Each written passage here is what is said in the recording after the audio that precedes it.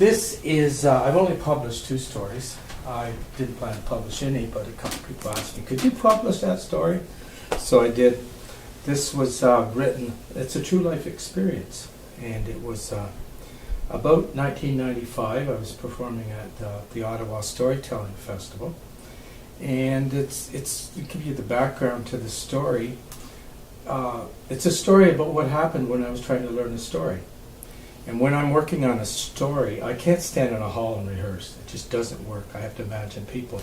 So usually what I do, and it's easier in the city than in the country, is you walk down the street and I see the story as if it's storyboarded out at the different corners and that. So it's a story about what happened to me as I'm walking down the street.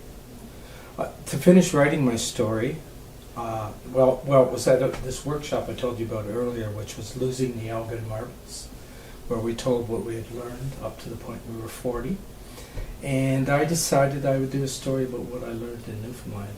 And I wrote the story, I call it the Labrador Sea Scrolls instead of the Dead Sea Scrolls, or a Newfoundland term, a Hang-a-Shore's Lament.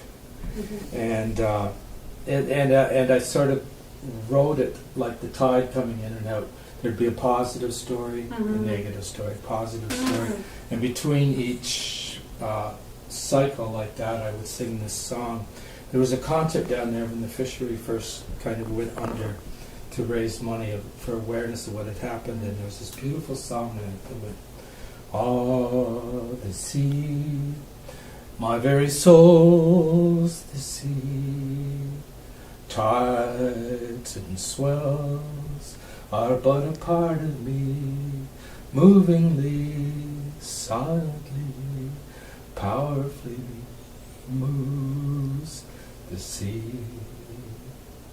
I sat in the cafeteria of the National Library, or the National Art Gallery, to write this.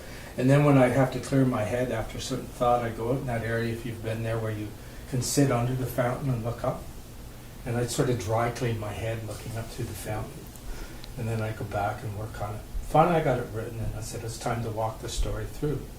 And for a boy from Elgin, what would be more appropriate than to walk down Elgin Street? So I'm going down the street talking about these different things, and the sea, my very soul's the sea. I was coming down the street, and there used to be an Elgin theater there. I'm just about there, and I spotted a homeless man standing out, and people kind of going away from him. And usually I'd give them money, or I'd take them for coffee, or whatever. But this day I really had to work on my story. And yet I didn't want to be ignorant, and I'm trying to tell my story through, and I'm trying to decide what I'm going to do. And finally I get up to this man, and I finally decided I'll just hand this guy the money. There's going to be no trying to extra work for that. And I'm getting all ready to pull out the money, and he looks at me and he scowls. He said, "Money, money, money. Can't anybody tell me an effing poem anymore?" A poem? When I was in high school, my dream was to be the next Leonard Cohen. And do you think, with all those years of having that great chance, do you think I could think of a poem when I saw this man? I started to think of poems I could tell. I thought about one that I wrote this one poem for my mother, and she actually made a sampler on the wall. It was called the 60s Sampler. Here's a little poem about my old home. It ain't so bad, my old pad.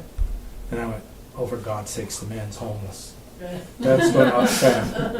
And then I thought, well, what else can I do? I know that other one I really like, but he may not get at that. I was going to be like Leonard Cohen, and Cohen had his love songs, but then he had songs like, I lit a thin green candle to make you jealous of me. But the room just filled up with mosquitoes. They heard that my body was free. Then he locked himself on a library shelf with the details of our honeymoon. And I heard from his nurse that his practice much worse, and his life is all in our doom. I couldn't think of anything that brought the man hope. And I was trying to be politically correct, but bring him hope, and I didn't know what to do. And I said, I'm sorry, man, I don't have anything today. And I walked down the street shamefacedly. Well, that night, at the storytellers gathering for the big dinner for Friday night, I said, I have a dilemma, and I plan on walking down Elgin Street on Monday, and I need a poem for this man. So people started rattling off the poem, rage, rage against the dying of the night. Couldn't come up with anything. And so for a whole year, I thought about what kind of poem can I give the old man. It was the next year, it was Thanksgiving the next year. And I had a nephew who's very much like my granddaughter. And at 6 years old, he was a bit of a genius with ideas. And one of his strange beliefs was that his cousin, who was about 7 or 8 years older, my son Nathan, was God. Whatever Nathan said he would do, and Nathan knew he had this power over him. So Nathan decided to use it for good. Now Kyle was waiting for his pumpkin pie. That was the best part of Thanksgiving dinner to Kyle. And Nathan says, now Kyle, if you don't eat up all your first course, there'll be no pumpkin pie. And Kyle says, Nathan, I have 2 stomachs. And my regular stomach that is there for the food I'm supposed to eat is just about to rip open. I've got so much food in it, I feel like I'm going to burst. But my most important stomach, the pumpkin pie stomach, the stomach of the soul, the stomach that is next to my heart is empty. And I need my pumpkin pie. And so he was given his pumpkin pie. And before that meal, we had sung the Johnny Appleseed Grace. So he really liked that song. So the next day he came up to my place, and we were out in the fields, and we were throwing milkweed pods in the air, and doing all this.